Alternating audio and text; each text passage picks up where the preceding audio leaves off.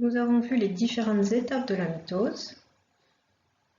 Voyons maintenant ses propriétés. Voyons pourquoi elle peut être qualifiée de division conforme.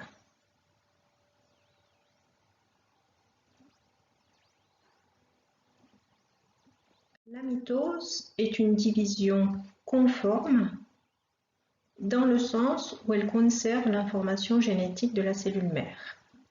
Les cellules filles ont le même karyotype que la cellule mère et le même génotype que la cellule mère. Mais attention, vous devez justifier ces caractéristiques sur les schémas de mitose. Il faut donc compléter les schémas des étapes de la mitose en précisant les karyotypes qui ont été pris pour exemple. Rappelons au préalable que le karyotype est l'équipement chromosomique d'une cellule ou d'un organisme. Il s'écrit à la manière d'une formule du type 2n égale quelque chose ou n égale quelque chose. 2n ou n correspondent à la ploïdie de la cellule ou de l'organisme. On a affaire à une diploïdie lorsque les chromosomes sont présents par paire, lorsqu'il y a des chromosomes homologues. Au contraire, la cellule ou l'organisme est haploïde quand chaque type de chromosome est en un seul exemplaire. Dans le cas de notre exemple, la cellule est 2n puisqu'il y a des paires de chromosomes, la paire de grands et la paire de petits chromosomes.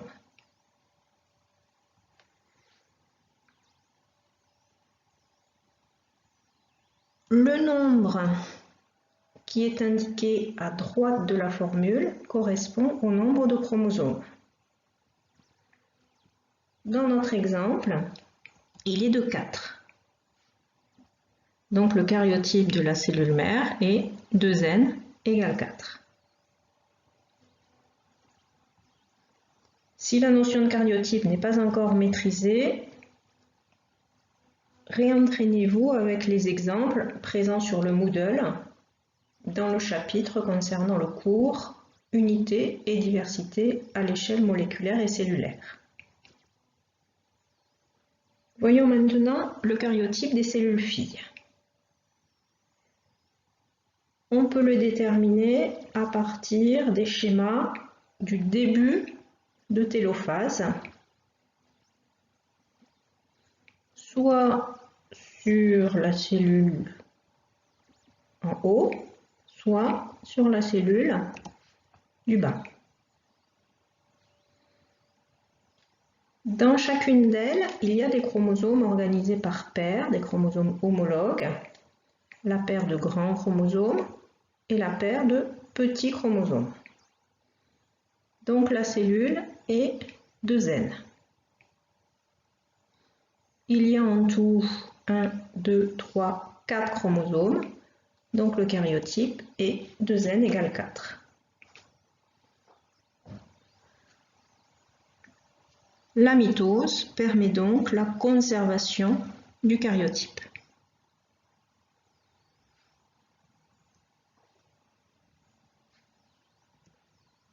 Ici, on a pris une cellule 2n, mais on aurait très bien pu prendre une cellule haploïde. On aurait alors trouvé des cellules haploïdes, des cellules filles haploïdes.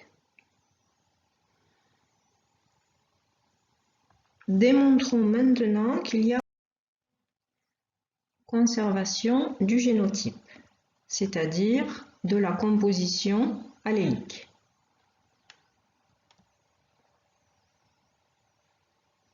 Pour ceci, il va falloir ajouter sur les chromosomes de la cellule mère des allèles. Pour que ce soit bien visible à l'écran, va s'afficher à gauche les chromosomes en grand mais les allèles devront être rapportés directement sur le schéma des étapes de mitose.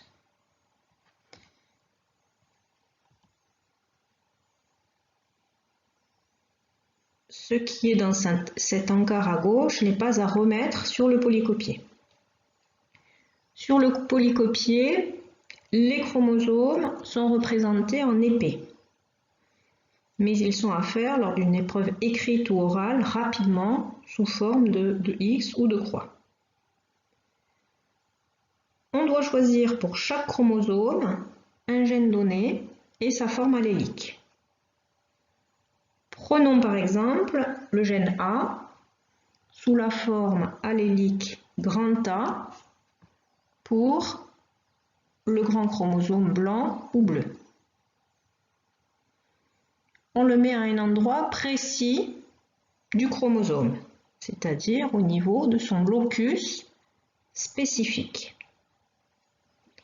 L'allèle grand A est présent sur une chromatide et de la même manière sur la chromatide homologue, puisque les deux chromatides sœurs résultent de la réplication, elles ont le même allèle. Reporter ces allèles sur le schéma des étapes de la mitose.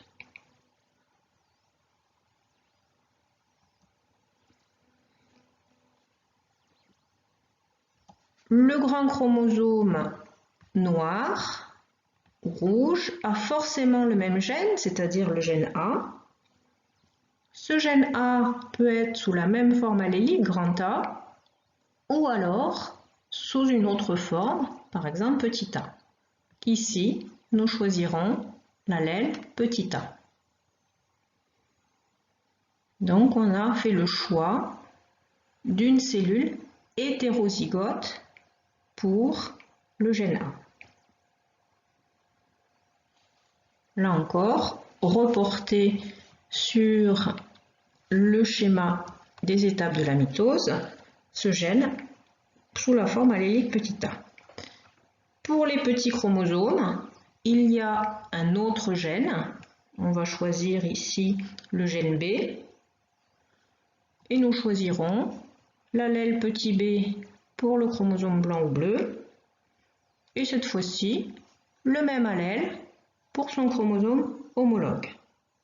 Donc on a fait le choix ici d'une cellule homozygote. Ces allèles sont également à reporter sur le schéma des étapes de mitose.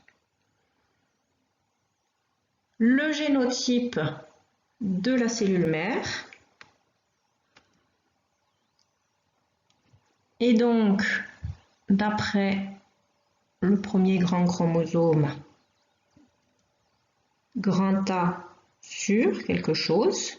Ceci correspond au premier allèle. Et pour le chromosome homologue, petit a. Rappelons ici que l'ordre numérateur-dénominateur n'a pas d'importance. On aurait pu écrire petit a sur grand A. Pour ce qui concerne les petits chromosomes, on a d'une part un chromosome avec petit b et d'autre part l'autre chromosome homologue avec petit b aussi. Voyons maintenant le génotype de la cellule fille. Pour cela, il faut rapporter les allèles sur ces chromosomes. Donc vous reporterez les allèles sur chaque chromosome qui maintenant n'a plus qu'une seule chromatide.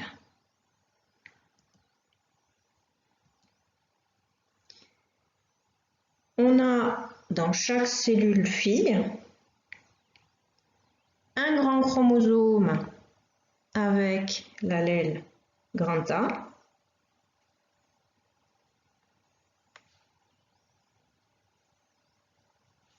et son homologue avec l'allèle petit a.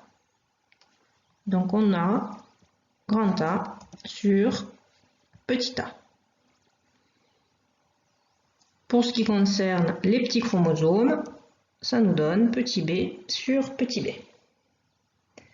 On a donc le même génotype dans les cellules filles et dans la cellule mère. On peut dire qu'il y a conservation du génotype. On a donc finalement démontré que la mitose est une division conforme.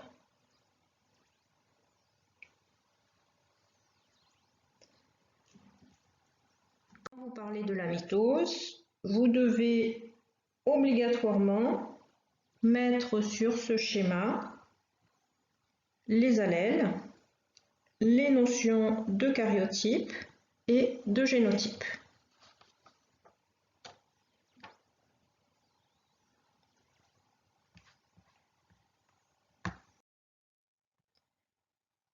Une formule fréquemment donnée dans les énoncés de concours est la suivante.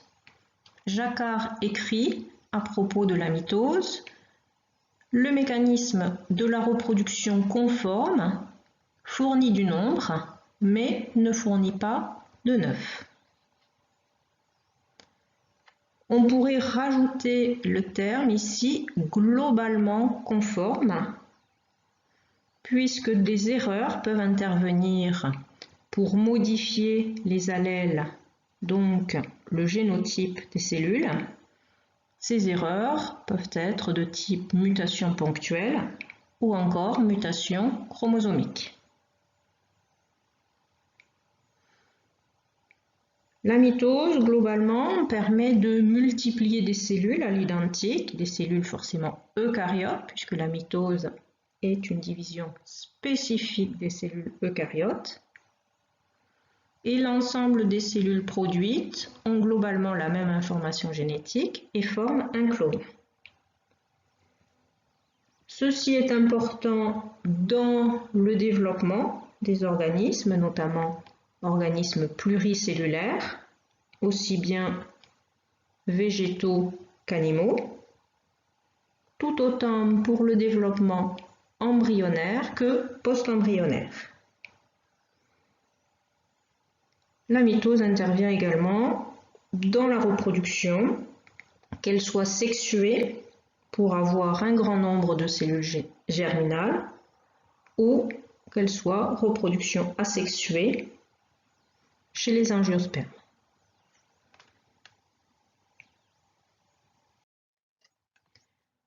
Ce schéma synthétique résume les deux aspects de la division conforme, avec tout d'abord la mise en évidence de la conformité, avec les notions de génotype et de karyotype conservées, mais aussi les mécanismes qui permettent cette conformité. On repère effectivement la notion de réplication en phase S qui, à partir d'une molécule d'ADN, permet d'obtenir deux molécules identiques ayant les mêmes allèles. Puis ensuite la mitose qui présente notamment l'anaphase avec la disjonction des chromatides homologues, donc la ségrégation des allèles identiques dans les deux cellules filles. Ensuite, on retrouve que cette division conforme permet de multiplier les cellules eucaryotes et sert ainsi à différents moments et aspects de la vie des organismes.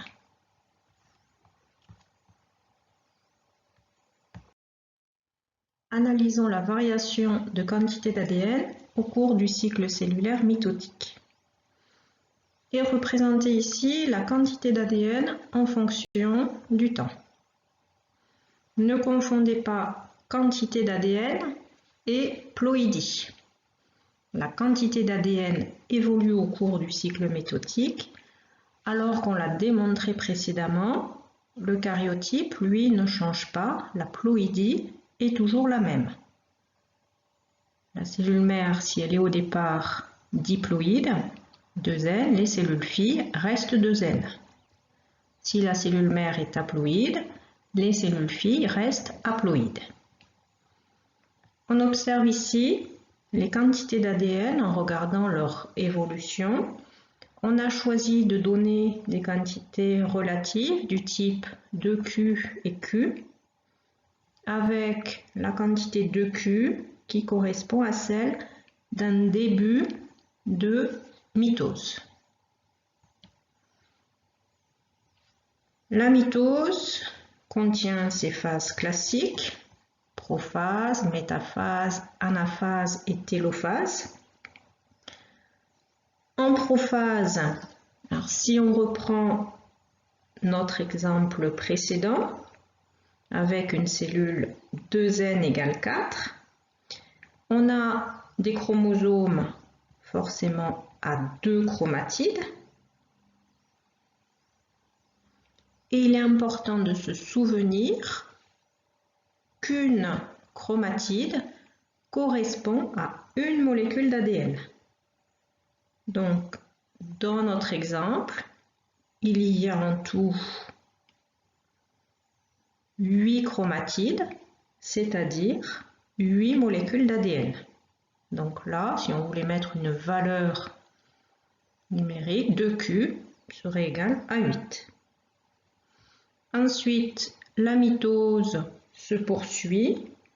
Métaphase, le chromosome à 2 chromatides se place sur la plaque équatoriale.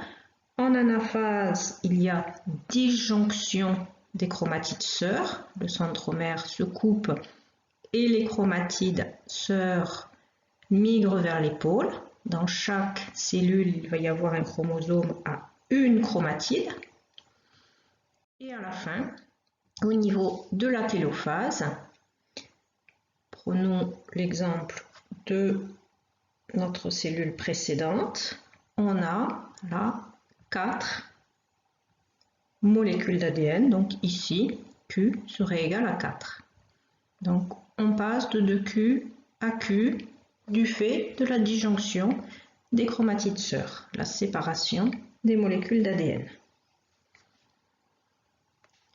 Après la mitose, un cycle cellulaire nouveau peut reprendre. On a rechoisi ici un cycle cellulaire de type mitotique, un cycle cellulaire qui comprend une interphase avec phase G1, phase S et phase G2, suivie d'une nouvelle mitose. En phase G1, le chromosome à une chromatide précédent se décondense et passe sous la forme de chromatine nœud, qu'on a représenté ici sous la forme d'un fil relativement long. Là, c'est juste une décondensation. La quantité d'ADN n'évolue pas. Puis, il y a la phase S de synthèse d'ADN. Chaque filament se dédouble. Chaque molécule d'ADN en donne 2. Ce dédoublement est totalement achevé en fin de phase S. Et on a 2 molécules d'ADN reliées par un point qui par la suite donnera le centromère. Donc on est passé d'une quantité Q à une quantité 2Q. Et au cours de la phase G2, cette quantité n'évolue pas et on va pouvoir reprendre une mitose. Expliqué donc précédemment. Et ainsi de suite.